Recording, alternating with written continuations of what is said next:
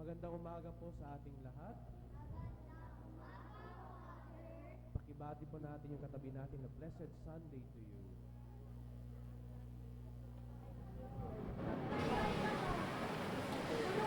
Madalas na natin naririnig, to see is to believe. Yan yung lagi nating linya. Kapag, for example, nagsabi yung ibang tao na, oh, mahal kita. To see is to believe. Kailangan muna kasi natin ng proof bago tayo naniniwala. Kailangan may nakikita bago maniwala. Kailangan may nararamdaman bago maniwala. Pero sa ating kwento, ngayong linggong ito, kabaliktaran at naiiba. Ang storya ni Bartimeo, sa kanya naman, naniwala muna bago nakita. Bartimaeus believed first, and that made him see. Kakaiba. And I think that is faith at pananampalataya. Yung kaya mong magtiwala at maniwala kahit wala ka pang nakikita. Mga kapatid, ito yung imbitasyon ng Diyos sa atin. Dahil madalas, tayo'y pinangungunahan ng takot, pangamba, at pag-aalinlangan. Kasi kapag ito hinayaan natin na manguna sa ating buhay, I tell you, hindi natin makikita ang galaw at presensya ng Diyos sa ating buhay. Kapag pinangunahan na tayo ng pagdududa, especially when we are being tested by many problems, hindi na talaga natin makikita ang Diyos sa ating buhay. Kasi nga, ang takot, pangamba, pag-aalinlangan, nakakabulag. And that's why we can understand ourselves most of the time, why we beg for signs from the Lord, why we want for the Lord to give us things, tangible things to prove that He loves us. Kaya nga sinasabi natin, Lord, gusto ko ipakita mo ito. Lord, gusto ko mangyari ito. Lord, sana ibigay mo ito. At yun yung hinihintay natin bago tayo makapagsabi na, Lord, totoo ka pala. Lord, mahal mo pala ako. Lord, dahil dito sa binigay mo, naniniwala na ako. That's how we think. That's how we perceive our relationship with God. Na dapat may nakikita muna, dapat may mirakulo muna, dapat meron nakahain muna bago tayo magtiwala at maniwala. Pero kung dito nagsisimula ang ating pananampalataya, mababaw na klase ito. Bakit? Because we will be constantly being challenged by the world. We will be faced with many difficulties again. May mga pagsubok ulit, may mga pagdaraanan ulit, pero kung ganun yung klaseng pananampalataya natin, mababaw. May binigay, I believe in you, Lord. May problema, I ask for signs again from you, Lord. Pero iba yung istorya ni Bartimeo. Hindi pa niya nakikita, kasi nga bulag siya, di ba? Kahit napaka-imposible pa, pero naniwala siya. Kaya nga, ang pananampalataya, laging sinasamahan ng pagpupursigi. Well, akala siguro natin, ang pag-intindi natin ng persistence or pagpupursigi sa panalangin, ay yung paulit-ulit na pagdarasal. O magdarasal ko ngayong 7, mamayang tanghali, mamayang gabi. Well, it's part of it. Pero sa aking pag-intindi, ang pagpupursigi ay hindi yung paulit-ulit lamang na pagbigkas ng panalangin, kundi yung hindi pagbitaw sa iyong panalangin. I think that is persistence. Kasi kahit na paulit-ulit mong dinarasal yung panalangin mo, kung at the back of your mind, binibitawan mo na yun, nagdududa ka na, pinagdududahan mo na, that's not persistence. Hindi yung pagpupursige. Ang pagpupursige ay yung pinanghahawakan mo na yung panalangin mo kahit wala pang nangyayari ngayon, kahit wala pang mga signs ngayon, kahit wala pa yung mga hinihingi mo ngayon. That is persistence. Kapag I claim it, hindi ko bibitawan tong panalangin na to even if the situations are telling me otherwise. That's persistence.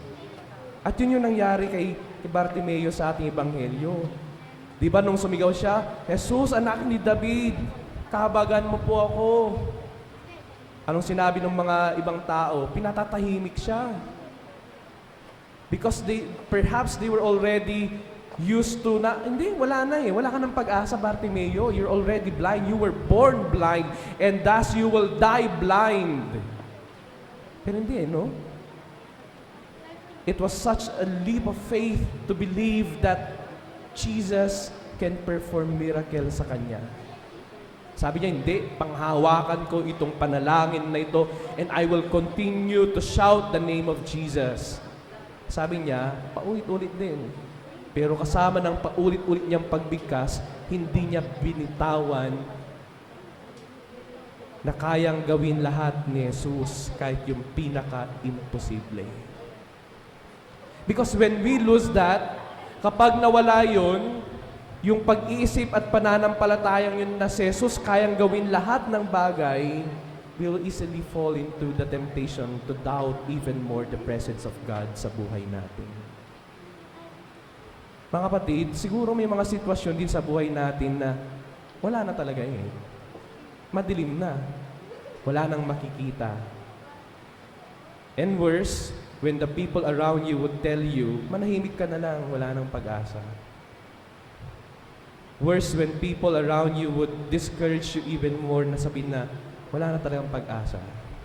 Bitaw ka na. Pero, kapag hindi ka bumibitaw sa pananampalatayang yan, at sa pagtitiwala na kayang gawin ng Diyos, kahit yung pinaka-imposibleng bagay sa buhay mo, magpapatuloy ka. Magpapatuloy na pagod, magpapatuloy na takot, pero magpapatuloy. Because when we speak about faith, about belief, hindi lang siya nakasentro sa ngayon. Nakasentro siya bukas, next week, next month. Na ngayon, mahirap, pero malay ko bukas, doon magbabago yung buhay ko. Or next week, or next month, as long as hindi ka bumibitaw sa panalangin at pananampalatayang yun, that is persistence. And we need that especially for those who are going through hardships right now. Kasi yung tututukan ay yung bigat ng nararamdaman na walang pag-asa, wala talaga, mabibigatan ka. Pero when you think and when you believe that God can overturn your situation tomorrow or next week or next month, that will give you the courage to wake up again tomorrow. Sabi mo, kayang baguhin ng Diyos ang buhay ko ngayon, next week, next month. And yun yung panghawakan natin. At si Bartimeo, isang ehemplo ng ganun na pananampalataya. Kahit sinasabi ng iba, wala na, bitaw ka na, wala nang pag-asa, dead end na.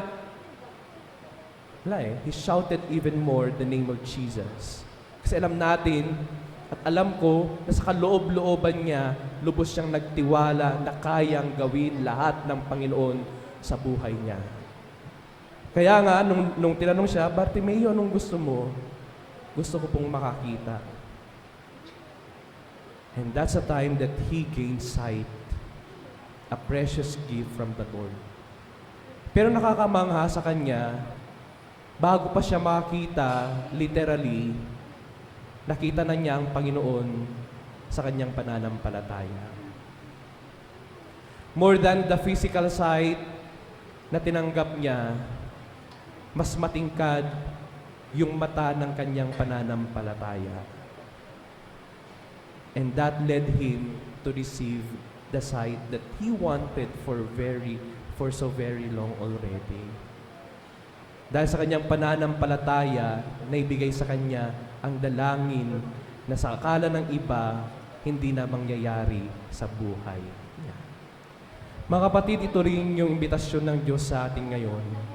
Sana samahan natin yung pananampalataya natin at palalimin natin ng pagpupursigi sa panalangin. Kasi nga, alam natin ang buhay, mga problema, nandyan lagi. Pero kung alam na natin na ang Diyos kayang gawin ang lahat, kahit gaano pa kalaki ang problema na yan, matatakot ka, medyo titigil ka, pero susubok ka. Susulong ka. Dahil alam mo, kaya ng Diyos lahat-lahat. At ang panghuli na nangyari kay Bartimeo, may pananampalataya, pagpupursigi, at sa pangatlo, merong pagsunod at pagbabago. Sa huling bahagi ng Ebanghelyo, nakalagay dito, nung siya'y nakakita, siya'y sumunod kay Jesus. Sana sa bawat pagkakataon na napatunayan natin ng Diyos nandyan sa buhay natin, sa mga pagkakataon na ramdam natin ang Kanyang presensya at pagtulong niya sa pagbuhat sa mga problema natin, sana napagtitibay din yung pananampalataya natin. And I think that's the change that we want to achieve. Yung pananampalatayang nagbabago at lumalakas through time.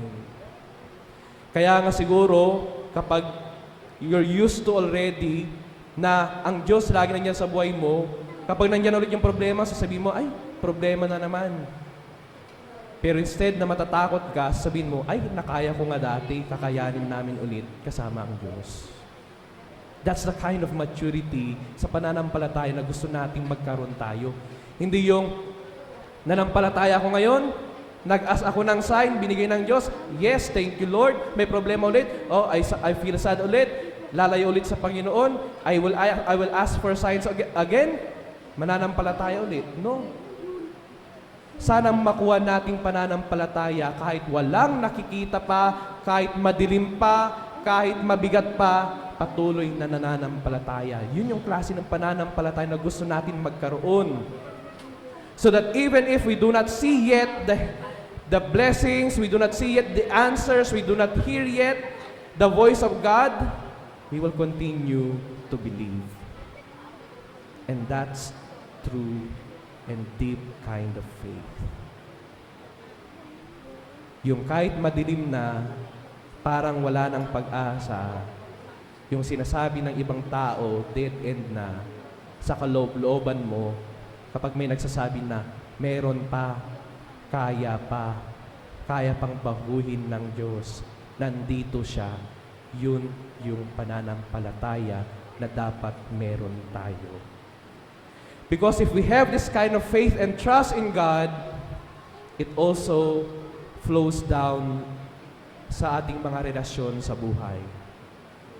Kung kaya mong magtiwala sa Panginoon na kahit wala pang sagot, wala pang mga physical na mga regalo, blessings na riyan sa harap mo, magiging parte na rin yan ng pamumuhay mo at sa pagtitiwala mo sa ibang tao. Sa pamilya mo, sa asawa mo, kahit walang binibigay, kahit walang mga signs, alam mo, ramdam mo, nagtitiwala ka na mahal ka niya. Sa mga magulang mo, kahit wala pa yung hinihingi mo dahil hindi pa kayang i-provide, pero naniniwala ka na mahal ka nila, you will stay. My dear friends, when we believe first, kapag nagtiwala at naniwala tayo, makikita natin na ang grasya ng Diyos, ang pagmamahal ng ibang tao, hindi lang nakabase sa pisikal na mga regalo, hindi lang nakabase sa mga pwede nating makita. When we trust and believe first, we will see all the bits here and there, mga maliliit na bagay, maliliit na manifestasyon ng pagmamahal ng Diyos at ng ibang tao sa buhay natin. So kung ang mundo sinasabi, to see is to believe, sinasabi ngayon ng Diyos sa atin, believe first so that you will see. Maniwala ka muna para makita mo ang napakalalim at yung hindi natin kayang maintindihan at labis-labis na pagmamahal ng Diyos. Amen.